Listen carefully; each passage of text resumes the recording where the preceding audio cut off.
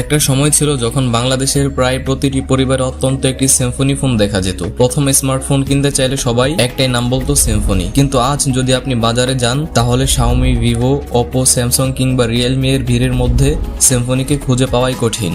তাহলে প্রশ্ন হলো, যে কোম্পানি একসময় বাংলাদেশের মোবাইল বাজারের রাজা ছিল তারা আজ কোথায়? সিম্ফনি কি সত্যি হারিয়ে গেছে নাকি এখনো টিকে আছে? চলুন জেনে নেওয়া যাক সিম্ফনির উত্থান, সাফল্য, পতন এবং বর্তমানের পুরো অবস্থান। তো আর দেরি না করে চলুন শুরু করা যাক আজকের ভিডিও।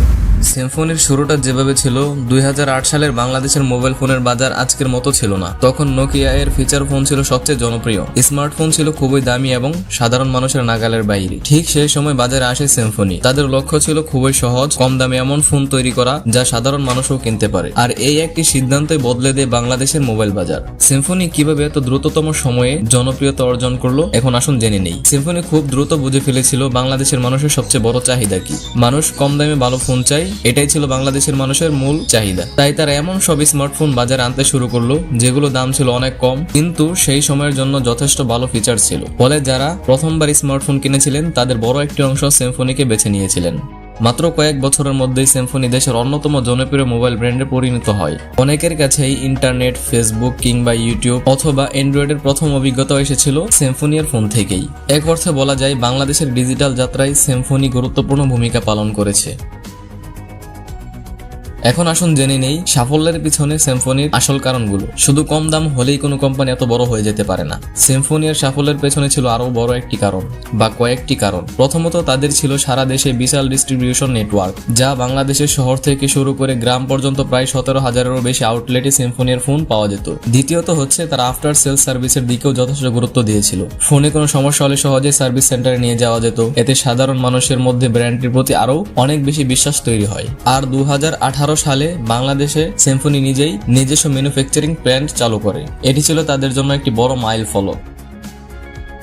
এখন আসুন জেনে নেই তারপর কি হলো। প্রযুক্তির দুনিয়ায় কেউ কিন্তু বেশি দিন একই জায়গায় থাকতে পারে না। সময়ের সঙ্গে সঙ্গে মানুষের চাহিদাও বদলাতে শুরু করে এবং প্রত্যেকটা ব্র্যান্ড তাদের স্ট্র্যাটেজিটাও বদলাতে শুরু করে। ব্যবহারকারীরা শুধু কম দামের ফোন নয়, আরো ভালো ক্যামেরা, শক্তিশালী প্রসেসর, উন্নত ডিসপ্লে, দ্রুত সফটওয়্যার আপডেট এবং প্রিমিয়াম ডিজাইন চাইতে শুরু করে। আর ঠিক তখনই বাংলাদেশের বাজারে শক্তিশালীভাবে প্রবেশ করে শাওমি, ভিভো, ওপো, রিয়েলমি এবং অন্যান্য আন্তর্জাতিক ব্র্যান্ড। এখন আসুন জেনে নেই সিম্ফনি কেন পিছিয়ে পড়লো। নতুন ব্র্যান্ডগুলো শুধু ভালো হার্ডওয়্যারই দেয়নি, তারা নিয়মিত সফটওয়্যার আপডেট, উন্নত ক্যামেরা, শক্তিশালী প্রসেসর এবং ডিজাইনের দিকেও আধুনিকতা নিয়ে এসেছিল। এর পাশাপাশি তারা বিশাল অঙ্কের মার্কেটিংও শুরু করে দেয়। ফলে ধীরে ধীরে ক্রেতাদের আগ্রহ সিম্ফনি থেকে অন্যান্য ব্র্যান্ডগুলোর দিকে চলে যেতে থাকে। সিম্ফনি চেষ্টা করলে প্রযুক্তিগত দিক থেকে আন্তর্জাতিক ব্র্যান্ডগুলোর সঙ্গে প্রতিযোগিতা করা তাদের জন্য কঠিন হয়ে পড়ে। আর এখান থেকে শুরু হয় তাদের স্মার্টফোন ব্যবসার পতন।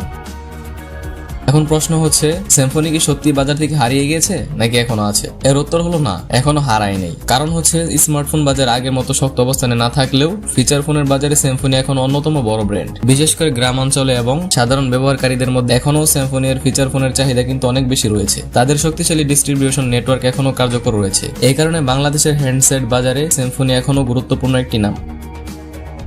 চলুন এখন কথা বলি সিম্ফনি কি আবার আগের মতো অবস্থানে ফিরতে পারবে কিনা। এটা পুরোপুরি নির্ভর করে তাদের ভবিষ্যৎ পরিকল্পনার উপর। যদি তার আধুনিক ডিজাইন, শক্তিশালী প্রসেসর, ভালো ক্যামেরা, নিয়মিত সফটওয়্যার আপডেট এবং প্রতিযোগিতামূলক দামে যদি নতুন স্মার্টফোন বাজারে আনতে পারে, তাহলে আবারও বাজার শক্ত অবস্থান তৈরি করা অসম্ভবের কিছু নয়। কারণ সিম্ফনি নামটির সঙ্গে এখনো বাংলাদেশের কোটি কোটি মানুষের আবেগ জড়িয়ে আছে। তো বন্ধুরা, একসময় বাংলাদেশের মোবাইল বাজারে রাজত্ব করা সিম্ফনি আজ আর আগের জায়গায় না থাকলেও পুরোপুরি হারিয়ে যায়নি, বরং সময়ের সঙ্গে নিজেদের খাপ খাইয়ে নিয়ে এখনো বাজারে টিকে রয়েছে। এখন আপনাদের কাছে প্রশ্ন হলো, আপনার জীবনে সর্বপ্রথম মোবাইল ফোনটি কি ছিল? সিম্ফনি ব্র্যান্ডের ছিল নাকি অন্য কোনো ব্র্যান্ডের ছিল? আর আপনার ফোন দিয়ে সর্বপ্রথম আপনি কি কাজ করেছিলেন? ফেসবুক অন করেছিলেন নাকি আপনি সর্বপ্রথম গেম খেলেছিলেন? সেটাও কিন্তু আমাদের কমেন্ট বক্সে জানাবেন। ভিডিওটি ভালো লাগলে লাইক দিন, কমেন্ট করে জানান এবং সেই সঙ্গে আপনি শেয়ার করুন আপনার বন্ধুদের মাঝে যারা সিম্ফনি একসময় চালিয়েছিল অথবা সিম্ফনির সঙ্গে তাদের কোনো আবেগ জড়িয়ে রয়েছে। এমন সব টেক ভিডিও পেতে আমাদের চ্যানেলটি সাবস্ক্রাইব করুন এবং পাশে থেকে বেল আইকনটি অন করে দিন। আজকের মতো এখানে বিদায় নিচ্ছি। সবাই ভালো থাকবেন, সুস্থ থাকবেন এবং এরকম আরো কোনো ভিডিও দেখতে চাইলে আমাদের চ্যানেলটি ভিজিট করতে পারেন। সবাই ভালো থাকুন। আল্লাহ হাফেজ।